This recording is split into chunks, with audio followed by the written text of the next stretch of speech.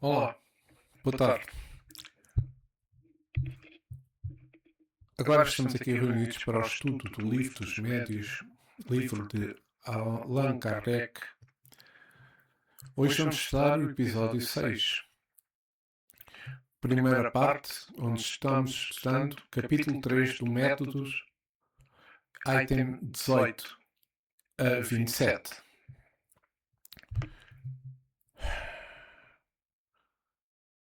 Que os nossos amigos espirituais, como em todo este trabalho, esteja connosco, para que tenhamos paz e discernimento neste estudo.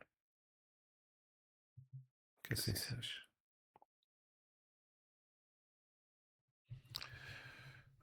Então, vamos iniciar o nosso estudo. Como eu disse, estamos no capítulo 3, Método. Ponto 18. O desejo muito natural e louvável dos adeptos, que não se precisaria se estimular, é o de fazer prosélitos. Para facilitar-lhe a tarefa é que nos propomos examinar aqui o meio mais seguro, segundo pensamos de atingir o objetivo poupando esforços inúteis. Dissemos que o espiritismo é toda uma ciência, toda uma filosofia. Quem deseja conhecê-lo seriamente deve, pois, como primeira condição, submeter-se a um estudo sério e persuadir-se de que, mais do que qualquer outra ciência, não se pode aprendê-lo brincando. O Espiritismo, já o dissemos, se relaciona com todos os problemas da humanidade. O seu campo é imenso e devemos encará-lo, sobretudo, quanto às suas consequências. A crença nos espíritos constitui, sem dúvida, a sua base. Mas não basta para fazer um espírita esclarecido. Com a crença em Deus, não basta. Como a crença em Deus não basta para fazer um teólogo. Vejamos, pois, de que maneira convém proceder no seu ensino para levar-se com mais segurança e convicção. Que os adeptos não se assustem com a palavra ensino. Não se ensina apenas do alto da catedral ou da tribuna, mas também na simples conversação. Toda, toda a pessoa que procura persuadir outra por meio de explicações ou de experiências, ensina. O que desejamos é que esse esforço dê resultados. Para isso, julgamos o nosso dever dar alguns conselhos que poderão ser proveitosos pelos que desejam instruir-se a si mesmo e que terão aqui o meio e chegar mais segura prontamente ao alvo. Ponto 19.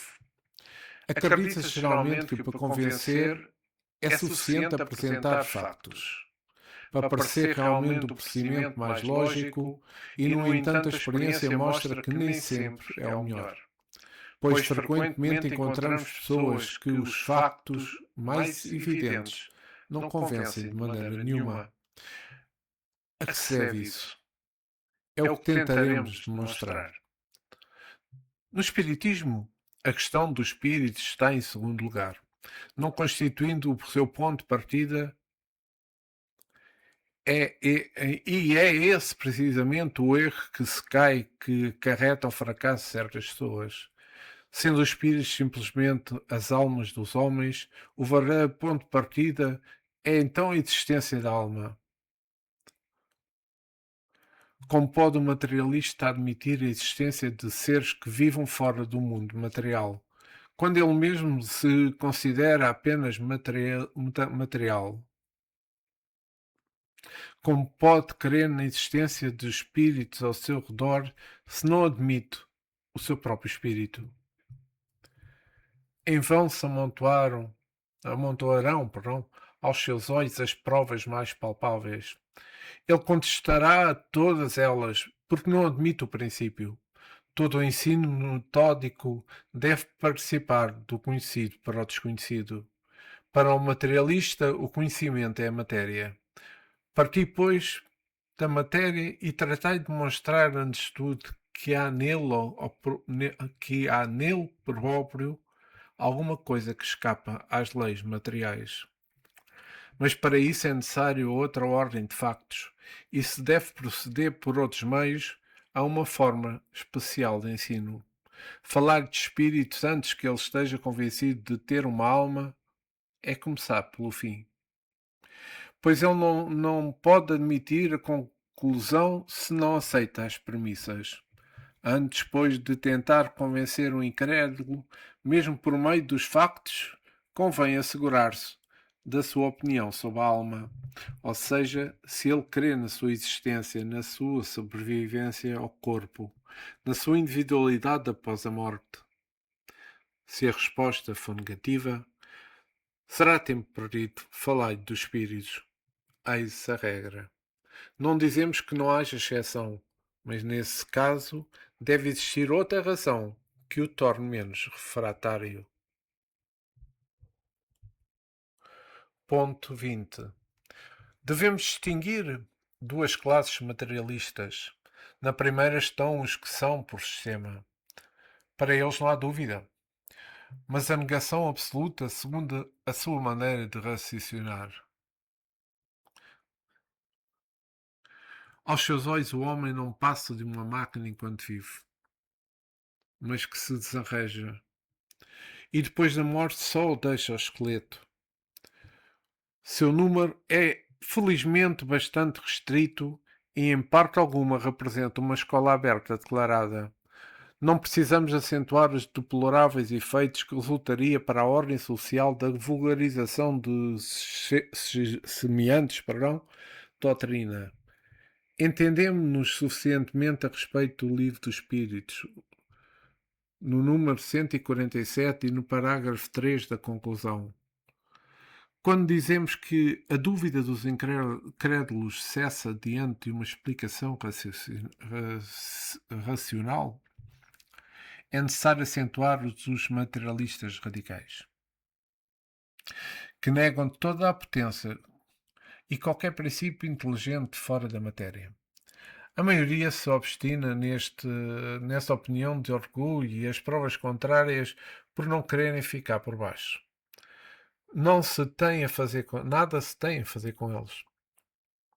Nem se deve acreditar na falsa expressão de sinceridade dos que dizem: fazei-me ver e acreditarei. Há os que são mais fracos e logo dizem: mesmo se eu visse, não acreditaria. Ponto 21.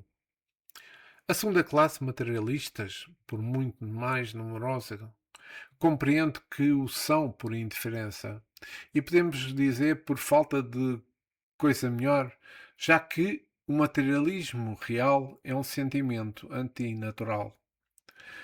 Não o são deliberadamente e o que mais desejam é crer, pois toda a certeza os atormenta. Sentem uma vaga aspiração do futuro, mas esse futuro lhes foi apresentado de maneira que a sua razão não pode aceitar, nascendo aí a dúvida. E com consequência da dúvida, a incredulidade. Para eles, pois, a incredulidade peço desculpa, não se apoia num sistema. Tão logo os apresentais alguma coisa de racional, eles a aceitarão com horror. Esses podem nos compreender, pois estão mais próximos de nós do que poderiam supor. Com os primeiros, não faleis da revelação, nem dos anjos, ou do paraíso, pois não compreenderiam. Mas colocais no seu próprio terreno e reprovai-lhes primeiro que as leis da filosofia não podem explicar tudo. O resto virá depois. A situação é outra quando não se trata de incredulidade, está complicada esta palavra, pré-concebida, pois nesse caso a crença não foi totalmente anulada e permanece como germe latente, asfixiado pelas ervas daninhas que em uma centelha pode reanimar. É o cego a que se restitui à vista, que se alegra de rever a luz. É o náufrago a que se atira uma tábua, de salvação. Ponto 22. Ao lado dos materialistas propriamente dito, há uma terceira classe de incrédulos que, embora espiritualistas, pelo menos no nome, não são menos refratários ao espiritismo. São os incrédulos de má vontade. Esses não podem crer porque isso lhes perturbaria o gozo dos prazeres materiais. Temem encontrar a condenação na sua ambição do seu egoísmo e das vaidades humanas com que se deliciam. Fecham os olhos para não ver e tapam os ouvidos para não ouvir. Somente eles, só podemos lamentá-los. Ponto 23. Somente para lembrá-la, falaremos de uma quarta categoria a que chamaremos de incrédulos em terceiros, ou de má fé. Eles sabem muito bem o que há de certo no Espiritismo, mas o condenam ostensivamente, por motivos de interesse pessoal. Nada temos a dizer sobre deles, nem a fazer com eles. Se o materialista radical se engana, tem ao menos a desculpa de boa fé. Podemos corrigi-lo, provando-lhe o erro. Neste último, há uma terminação contra a qual se esburão.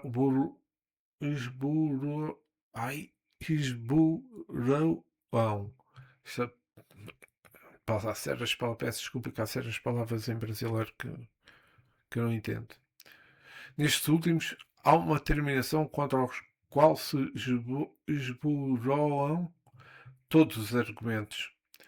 O tempo se encarregará de abrir os olhos e de mostrar, talvez à própria custa, onde estavam os verdadeiros interesses, porque não podemos impedir a expansão da verdade. Eles serão arrastados pela correnteza juntamente com os interesses que pensam salvaguardar. Ponto 24. Além destas categorias de opositores, há uma infinidade variável entre as quais se pode contar os incrédulos por covardia, que terão coragem quando verificarem que os outros não foram prejudicados.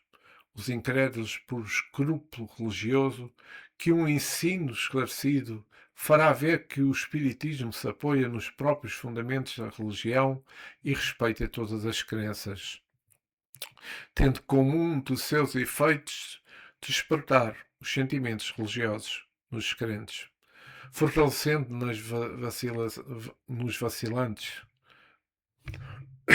Peço imensa desculpa, está-me a começar a faltar a voz. Os incrédulos por orgulho, por espírito de contradição, por negligência, por leviandade, etc, etc. Ponto 25. Não podemos esquecer uma categoria a que chamamos de incrédulos por decepção.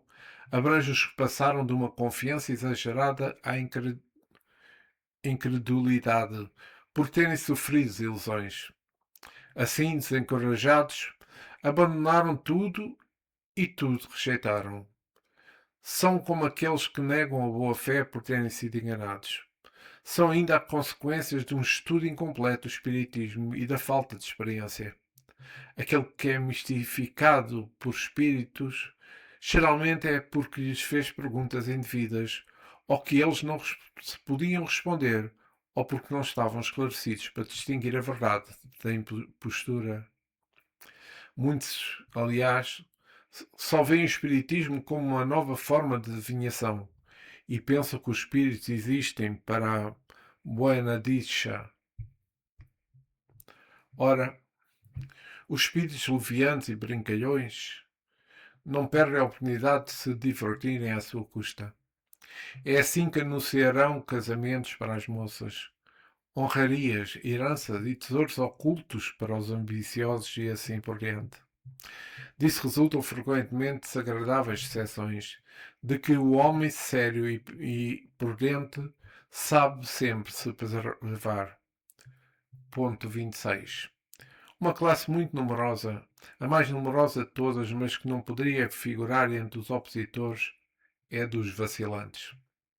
São geralmente espiritualistas, por princípio, na sua maioria, têm uma vaga intuição das ideias espíritas e desejam alguma coisa que não podem definir. Falta-lhes apenas coordenar e formular os seus pensamentos. O Espiritismo aparece como um raio de luz. É a claridade que afugenta as névoas.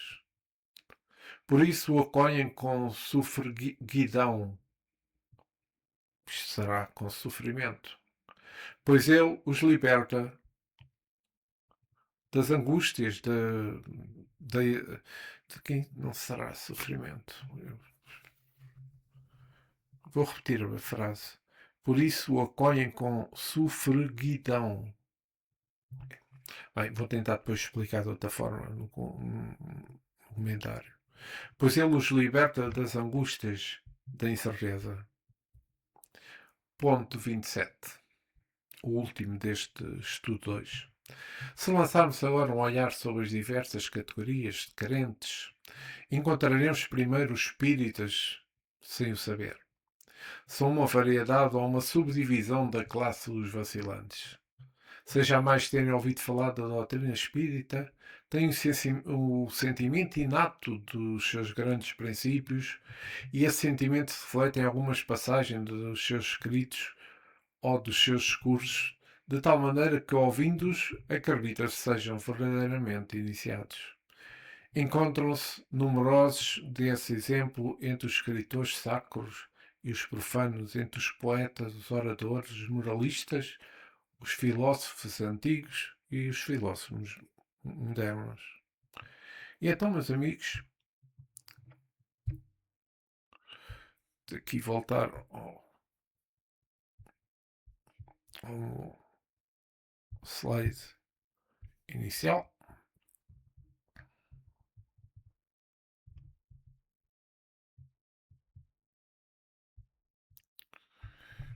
Aqui estamos no slide inicial. Como viram, nós neste episódio 6, como eu disse, estamos a falar ainda das noções preliminares do espiritismo e dos espíritas e dos médios, porque estamos ainda a falar sobre os métodos. Aqui eu li os itens 18 a 27 e queria fazer aqui algumas considerações, talvez para melhor compreensão de quem não está dentro deste assunto. Então, vamos lá. O que é necessário observar-se para ensinar o Espiritismo? Li isso, mas eu vou. A verdadeira doutrina espírita está no ensino que os espíritos deram. E os conhecimentos que este ensino comporta são muito graves para serem adquiridos de outro modo que não seja por um estudo perseverante feito no silêncio e no recolhimento. Somente nesta condição se pode observar um número infinito de factos e particularidades que escapam ao observador superficial e permite firmar uma opinião. Está escrito no livro Introdução ao Estudo da Doutrina Espírita, um livro de Allan Kardec, no capítulo 17. Ou seja, todo estudo apto de determinado assunto exige atributos do seu discípulo, como é óbvio, não é? Para podermos julgar válido ou não a proposta espírita e compreendê-la com qualidade, é necessário um esforço pessoal e qualidades que precisam de ser trabalhadas, moldadas individualmente, sob o risco de, se assim não for, julgá-la de forma superficial ou preconceituosa, incompleta, sem o reconhecimento adequado para o tal. Não é um requisito de ter dons de inteligência ou instrução extrema, mas sim o uso adequado do bom senso, aliado à boa vontade de se instruir. Para se ter um estudo sério, e eu sei por mim, pela minha experiência, e de bom proveito, é necessário escolher a obra certa para iniciá-lo, o Livro dos Espíritos. A obra base da codificação espírita. Algumas características podem ser adquiridas pelo estudante neste livro. Mas antes de ir a estas características, eu estudei durante 17 anos, para aí, à volta de 17 anos, estudei 17, 16, 17, sim. Estudei o espiritismo kardecista, ou seja,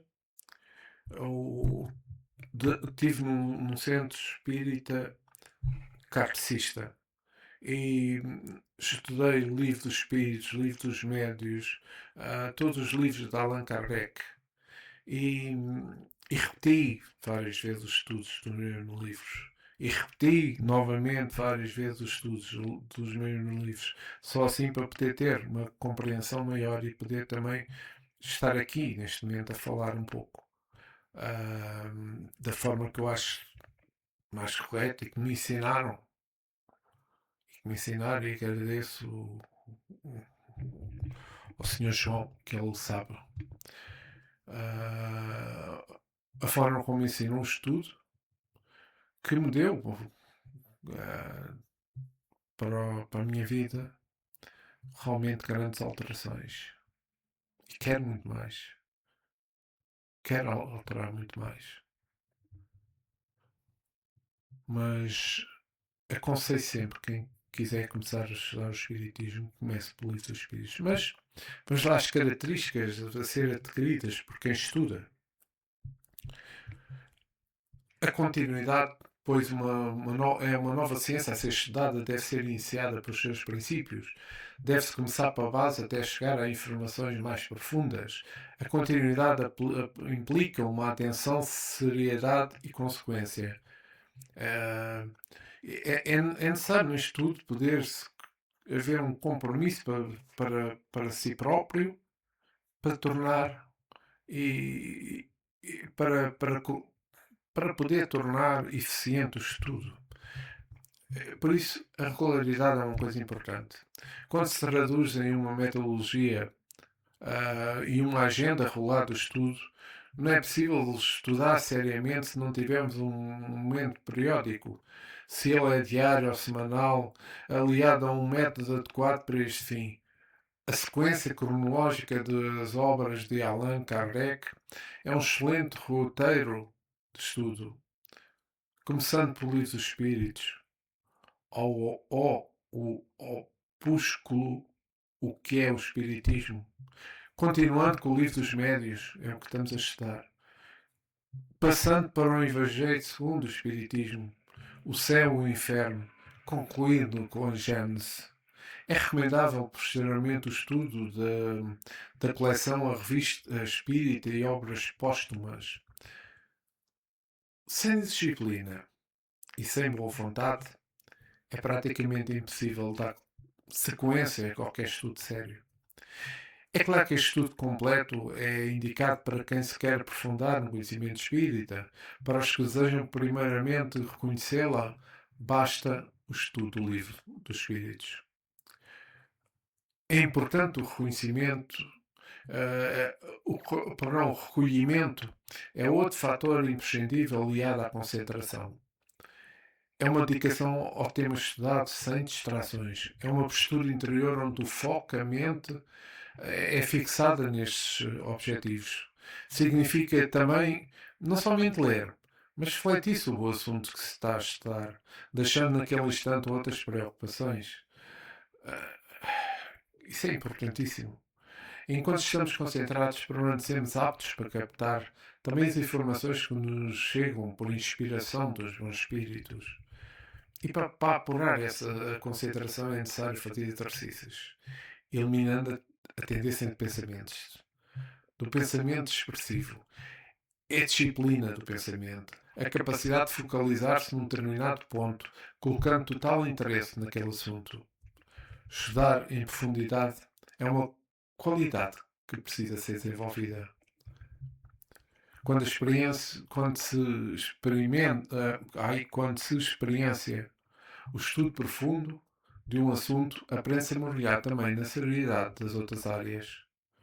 Existem duas formas de estudar a doutrina espírita, sozinho ou em grupo. Eu comecei a estudar em grupo e sozinho. Fiz simultaneamente as duas coisas.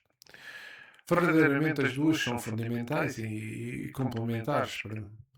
Estudando sozinho facilita a questão do horário de estudo, da dinâmica e da velocidade empregada. Como ponto negativo, sozinho a compreensão se torna limitada a apenas uma ideia e dúvidas ficam sem solução. Em grupo, organiza-se uma agenda pré-estabelecida, discute-se ideias, chega-se a conclusões em conjunto, um aprende com o outro e facilita-se o entendimento.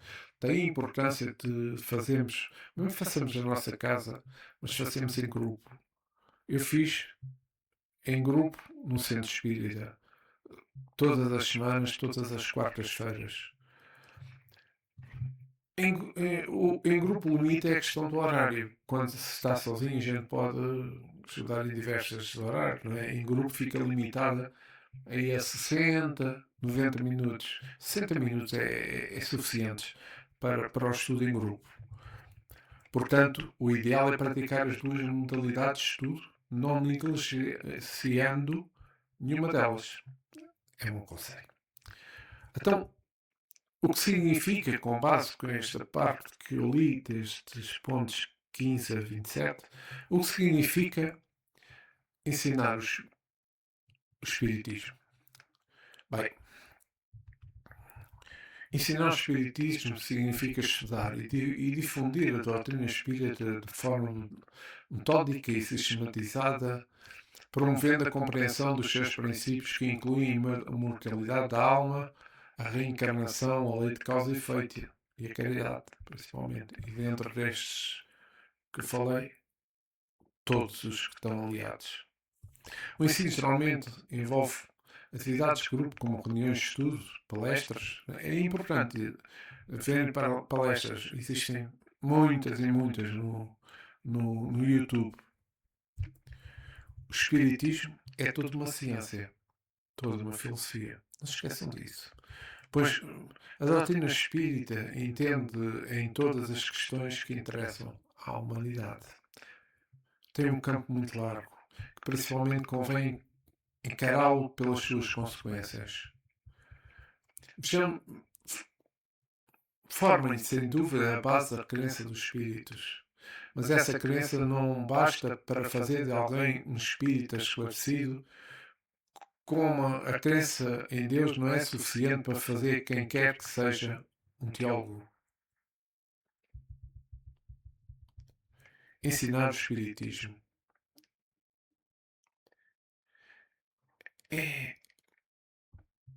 significa a transmissão metódica e programada dos conhecimentos da doutrina espírita a pessoas de todas as idades, de todas as culturas, visando aprofundar a compreensão da imortalidade, da moralidade cristã e da espiritualidade através das suas obras e dos seus ensinamentos.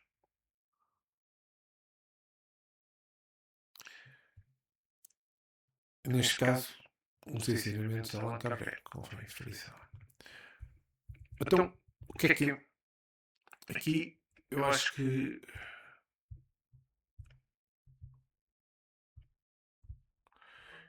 não vou mencionar mais nada sobre o ensino do Espiritismo.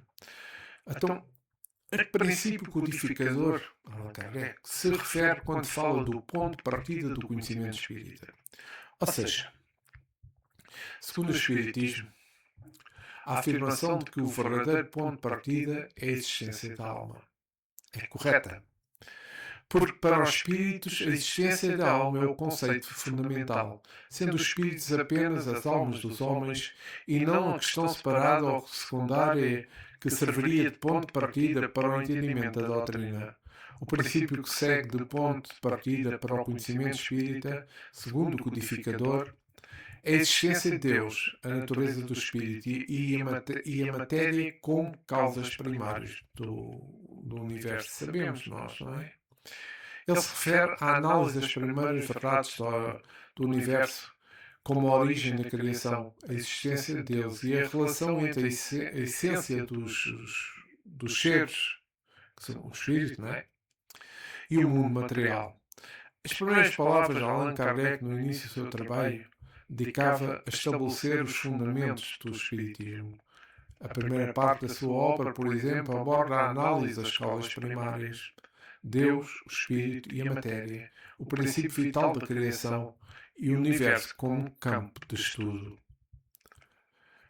O método científico, este ponto de partida, não é baseado na fé cega, mas na observação e na análise que Allan Kardec utilizou, um método científico para estudar o mundo espiritual, a reencarnação, a lei natural, sistematizando os ensinamentos dos espíritos superiores.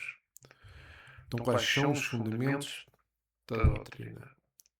A codificação do espiritismo é a sistematização, peço desculpa, desses ensinamentos que forma a base teoria a base teórica, perdão, da doutrina. O ponto de partida é a compreensão das causas primárias, a que permite a posterior análise de outros assuntos como o mundo dos espíritos, a lei natural, o destino do homem. Então, aqui eu falei anteriormente uma coisa importante. Qual é o primeiro ponto que se deve observar para ensinar um materialista sobre a existência dos espíritos, por exemplo? Bem, como diz Allan Kardec, na parte do livro que eu li, para ensinar um materialista sobre a existência dos espíritos é antes de tudo fazê-lo reconhecer a existência da alma, convencendo que ele não é apenas uma matéria, mas algo que dentro dele escapa às leis do mundo material. O ponto de partida para o ensino deve ser o conhecimento para o desconhecido, levando a questionar-se, aqui também, a questionar se a consciência, a inteligência e a vida são puramente químicos. Eu acho que é importante focar na alma. Porque antes de falar em espírito, é fundamental que o materialista admita a existência da alma, a sua supervivência após a morte e a individualidade após o fim do corpo físico. Isto é importante. Então, vou aqui a outra pergunta que tenho escrevido para que achei interessante. É certo que existem 4 tipos de materialistas, como bem mostrou Allan Kardec no texto. Como se deve abordar o ensino a cada um deles? Vamos lá ver. É que o Espiritismo considera que o estudo deve ser adaptado a cada um. Como no caso dos materialistas que negam a reencarnação por não conseguirem compreender e dos que negam a imortalidade da alma por serem limitados à matéria. Então, é necessário, no entanto, distinguir esses materialistas uns dos outros. Então, os materialistas que negam a reencarnação. Este tipo precisa de ver o Espiritismo como algo que pode estudar. A abordagem deve ser de uma ciência que pode ser estudada, e não do conjunto de crenças que têm de ser aceites de imediato. Materialistas que negam a imortalidade da alma. Estes precisam de ser livres da sua visão restrita do mundo. A abordagem deve ser de mostrar que não é um conjunto de crenças, mas sim um fenómeno que pode ser estudado. Materialistas que não acreditam na reencarnação. Perdão, isso já falei.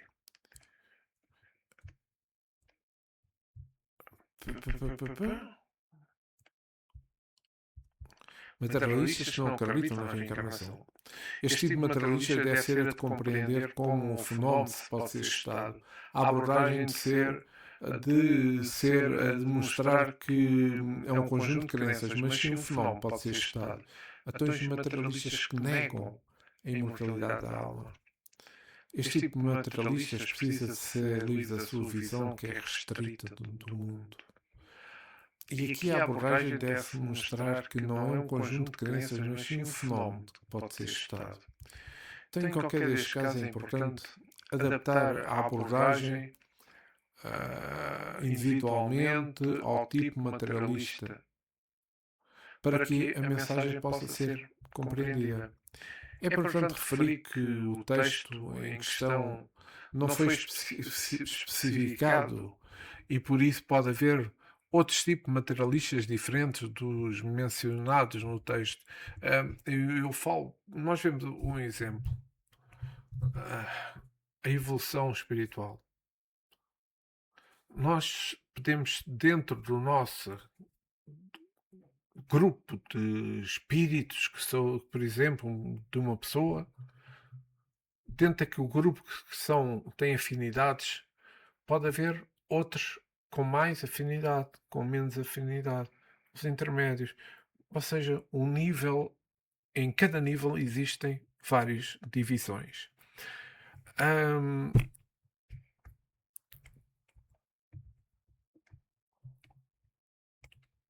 No texto,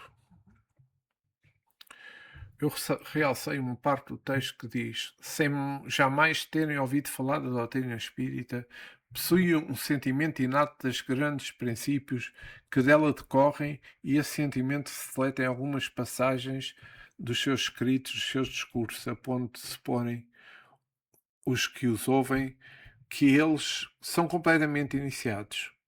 Numerosos exemplos de facto, deste tipo de factos, se encontram nos escritores profanos e sagrados, nos poetas, oradores, moralistas, filósofos antigos e filósofos modernos. Eu realcei esta parte porque achei importante.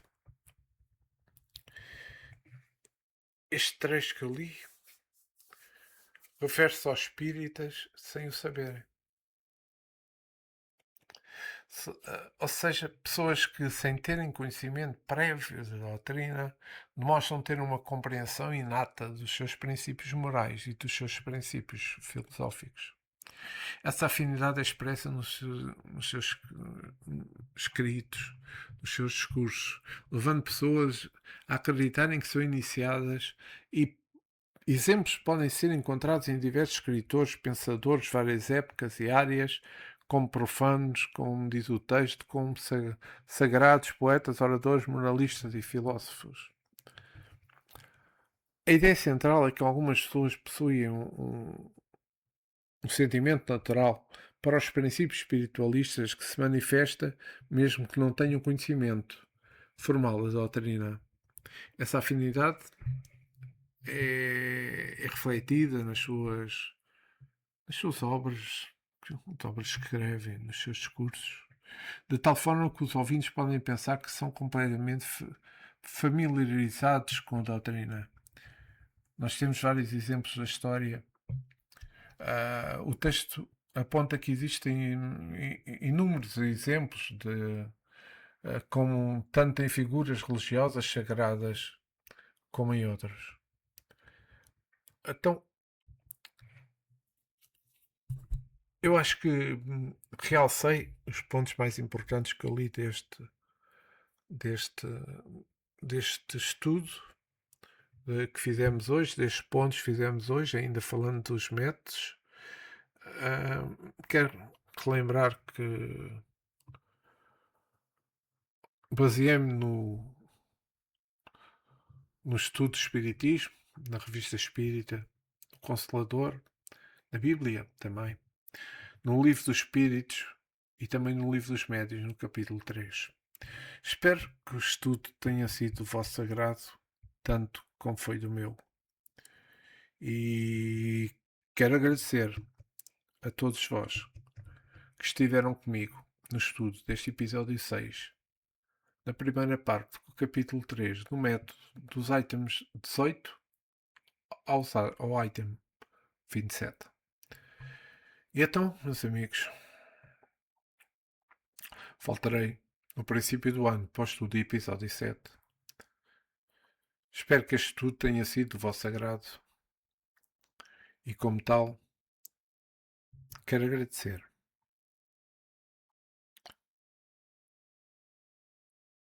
ao mentor deste trabalho, aos nossos guias espirituais, aos nossos amigos espirituais, pelo momento de paz que tivemos durante este estudo, que espero que seja do vosso inteiro agrado. Obrigado. E que assim seja. Obrigado, amigos. Votos de um Feliz Natal com Jesus e que todos possamos alegrar-nos nesta data festiva que é o Natal, que é um momento, um ponto de partida para um novo recomeço. É um momento em que nós temos de refletir sobre nós, refletir sobre as palavras, os atos de Jesus, refletir sobre a nossa reforma íntima, no nosso amor a todos aqueles que nos rodeiam, aos nossos familiares, aos nossos amigos e aos nossos conhecidos. Muita paz nesta festividade. Até breve.